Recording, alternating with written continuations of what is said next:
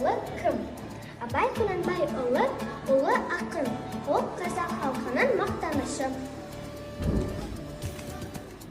Абай ата туралы кітапты кім жазды? Абай атаның өмірін Мұхтар Әуезов зерттеді.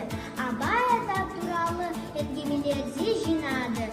Кейін Абай жолы кітабын баспадан шығарды. Абай ата не туралы жазған? Абай ата білім туралы, мейірімділік, достық, білім туралы жазған.